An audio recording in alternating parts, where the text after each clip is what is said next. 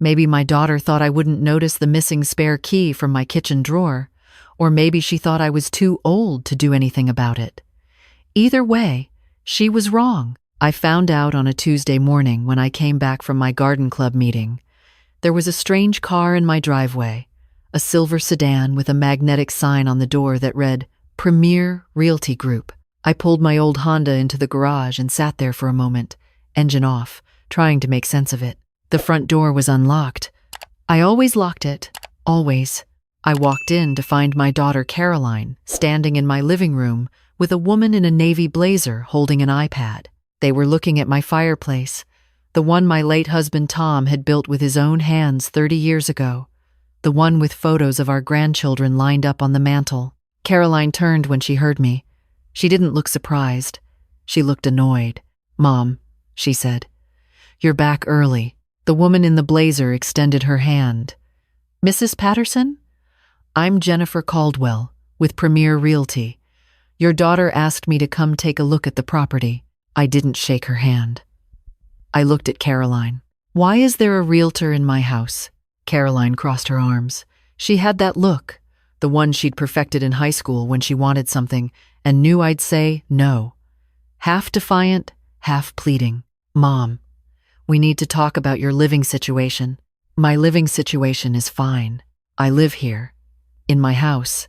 Jennifer cleared her throat. "I'll just step outside and make some calls, give you two some privacy." She slipped out the front door, and I heard it click shut behind her. Caroline waited until we were alone. "Mom, this house is too big for you. It's 4 bedrooms. You only use 1. The yard is massive, and I know you're struggling to keep up with it. I have a gardener, who you pay $150 a month that you don't need to spend, and the utilities here are through the roof. You could be saving money, living somewhere smaller, somewhere with less maintenance." I set my purse down on the console table. My hands were shaking, but I kept my voice steady. "This is my home, Caroline. I've lived here for 35 years. Your father and I raised you here. I know that." Her voice softened, but only slightly. "And I know it's hard to let go. But Mom, you're 68. You're not getting any younger. What happens when you fall on those stairs? What happens when the furnace goes out in the middle of winter and you can't afford to replace it? The furnace is fine. Now it is. But things break, Mom. And you're on a fixed income." I looked at her, really looked at her. When had she become this person? This woman who talked about me like I was a problem to be solved, a liability to be managed? "How did you get in?" I asked quietly. She blinked. "What?" "The door was locked when I left." "How did you get in?" She hesitated, then pulled a key from her pocket. My spare key, the one I kept in the drawer by the stove in case of emergencies. "I've had it for a while," she said. "You gave it to me years ago, remember? In case something happened, in case of an emergency. Not so you could let yourself in and parade realtors through my home without my permission.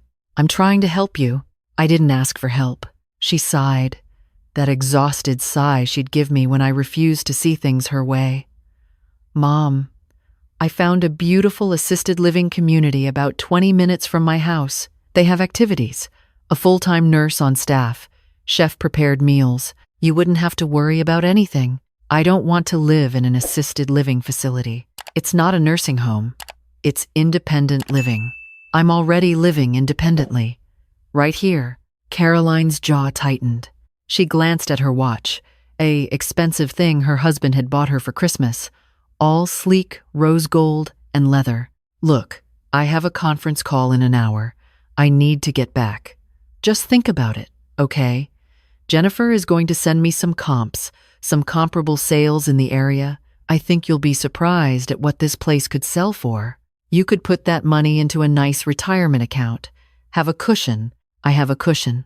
"Mom," Caroline. I used the voice I used to use when she was 16 and missed curfew. "I am not selling my house. Not now, not ever. And I'd like my key back." She stared at me. For a moment, I thought she might argue, might try to convince me that she knew better, that she was doing this for my own good. but something in my face must have stopped her. She set the key on the coffee table. Fine. But when something goes wrong, don't call me crying about how you can't handle it. Then she walked out. Heels clicking on the hardwood floor, Tom and I had refinished together one summer when Caroline was at camp. I stood there for a long time after she left, looking at that key on the table. That night, I couldn't sleep. I kept thinking about Caroline letting herself into my home, walking through my rooms like she already owned them, making plans for my life like I didn't get a say. I thought about Tom. He'd been gone 6 years now, heart attack while he was out mowing the lawn on a Saturday morning. Sometimes I still reached for him in bed, forgetting. Sometimes I'd start to tell him something and remember halfway through that he wasn't there to listen. He would have been furious about this. Tom never liked people making decisions for him, and he wouldn't have liked anyone doing it to me either. Around 3 a.m, I got out of bed and went downstairs. I made myself a cup of tea and sat at the kitchen table, the one we'd bought at an estate sale in 1992. Solid oak that would probably outlast me. The spare key was still on the coffee table where Caroline had left it. I'd forgotten to put it back in the drawer. That's when I realized I didn't want to put it back. I didn't want Caroline to have access to my house, not if she was going to use it like this. But what if she'd made a copy? The thought hit me like cold water. Of course she'd made a copy. That's exactly what Caroline would do. Keep the original, make copies just in case. She probably had one in her purse, one in her car, one on her keychain at home. I set down my tea. The next morning, I called a locksmith. His name was Frank, and he had kind eyes and wore a shirt with his name stitched on the pocket. He looked at my locks and nodded. These are original to the house, aren't they?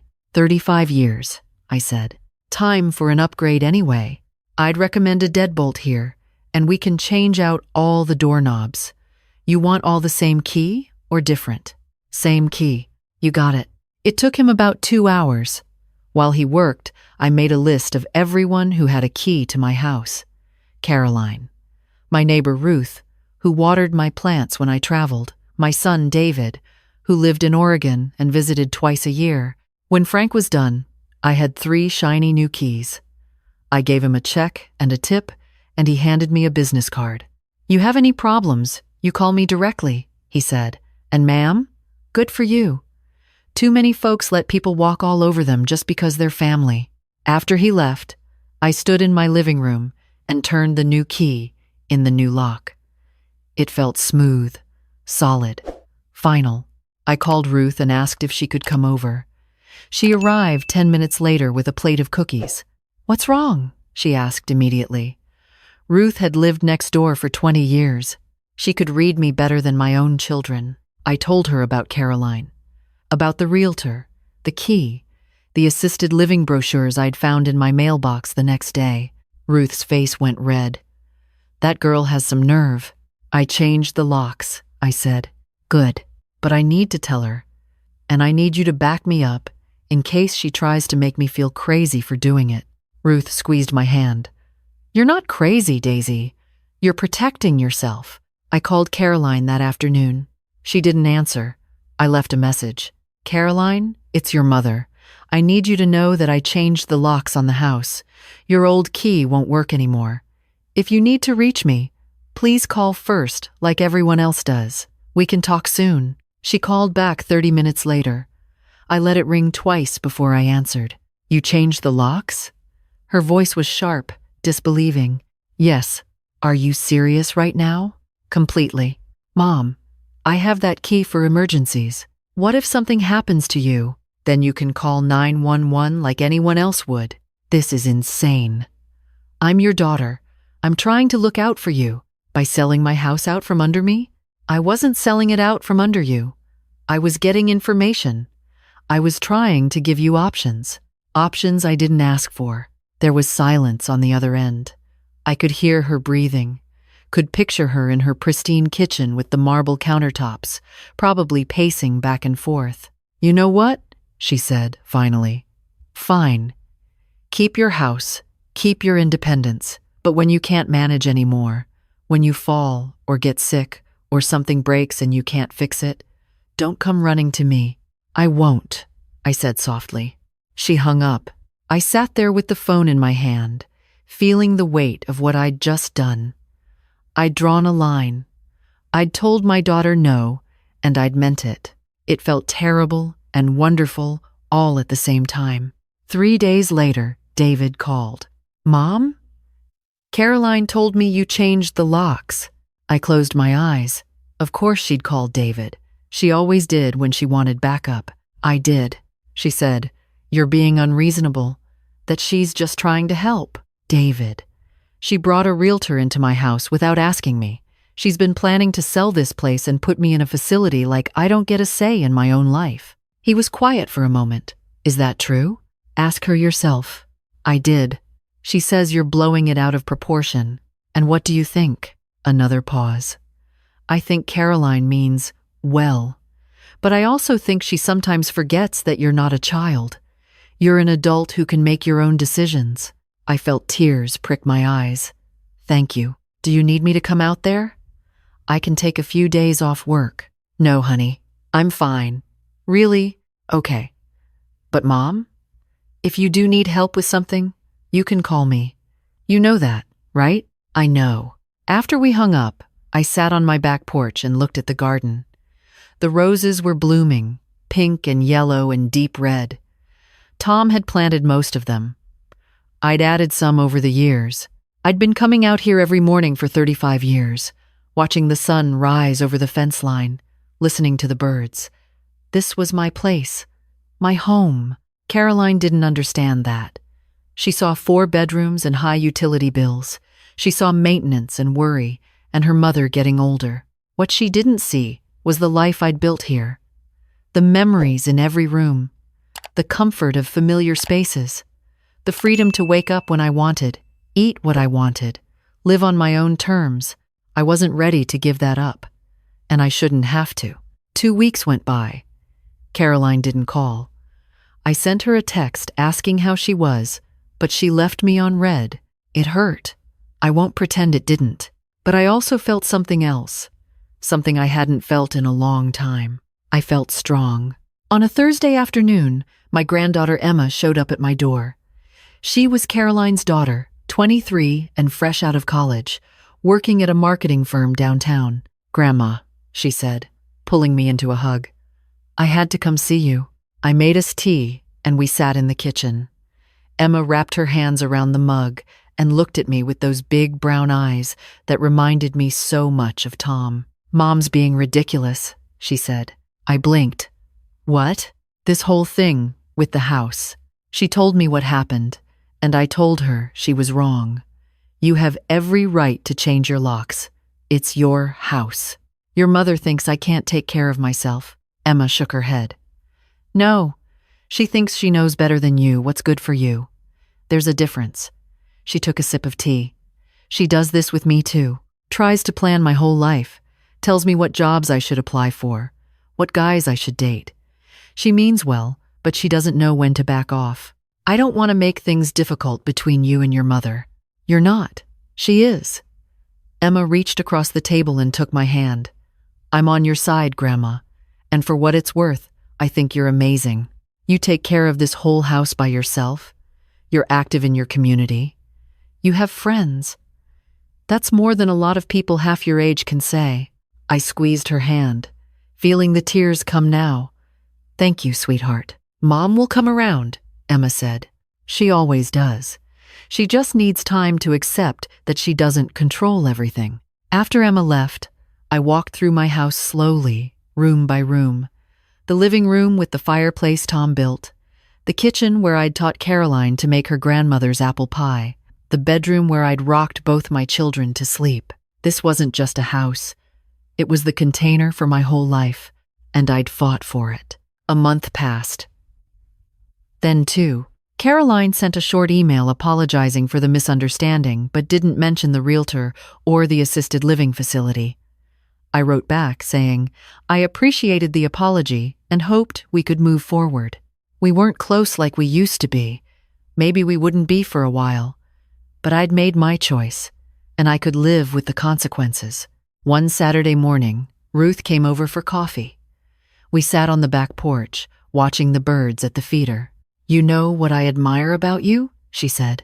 "What's that?" "You didn't back down. A lot of women our age, they'd have caved. They'd have said, 'Oh, my daughter knows best,' and let themselves be pushed into something they didn't want. I thought about that. I almost did cave. Part of me wanted to. It would have been easier, but you didn't." "No, I didn't." Ruth smiled. "Good for you, Daisy. Tom would be proud." I looked out at the roses, the ones Tom had planted and I'd tended. She was right. He would be proud, and more importantly, I was proud of myself. That night, I sat down at my desk and wrote Caroline a letter. Not an email, a real letter on the stationery I kept for special occasions. I told her I loved her. I told her I understood she was worried about me, and I appreciated that she cared. But I also told her that I needed her to respect my choices, even if she didn't agree with them. I told her about the roses blooming, about Emma's visit, about the new book club I joined at the library. I told her about my life, the one I was still living, the one I wasn't ready to give up. I ended with this: "I know I'm getting older. I know that someday I might need more help than I do now, but that day is not today. Today, I'm healthy and capable and happy in my home. When the time comes that I truly can't manage, I promise I'll ask for help. But I need you to trust me to know when that time is. I raised you to be strong and independent. Please give me the same respect. Love, Mom." I mailed it the next morning. 3 days later, Caroline called. "I got your letter," she said. Her voice was softer than it had been in months. "I meant every word. I know you did." She took a breath. "I'm sorry, Mom. I didn't realize how controlling I was being. I just worry about you, especially after Dad died. I don't want you to be alone." "I'm not alone, Caroline. I have Ruth next door. I have my garden club. I have bridge on Tuesdays. And I have you and David and Emma. I know. I just wish you lived closer. 20 minutes isn't far." "I know." There was a long pause. Then she said, "Can I come over tomorrow? Just to visit. No realtors, I promise." I smiled. "I'd like that." When Caroline came over the next day, I made her favorite lunch, chicken salad on croissants with the good china. We sat in the dining room, the one we only used for holidays, and we talked. Really talked, for the first time in years. She told me about her job stress, about her marriage hitting a rough patch, about feeling like she had to control everything because if she didn't, it would all fall apart. I told her I understood, that I'd felt that way too sometimes, but that some things couldn't be controlled, and some people didn't need to be. Before she left, she hugged me tight. "I'm proud of you, Mom, for standing up to me. It wasn't easy. The important things never are." After she drove away, I stood in my doorway and looked out at my street, my neighborhood, my life. I'd fought for this. I'd drawn boundaries and held firm even when it was hard, even when it cost me something. Because at 68 years old, I'd learned the most important lesson of all. Sometimes love means letting go. Sometimes it means holding on. But it always means respect. And I wasn't going to let anyone, not even my own daughter, take that away from me. I closed the door, turned the new lock, and smiled. This was my home, and I was staying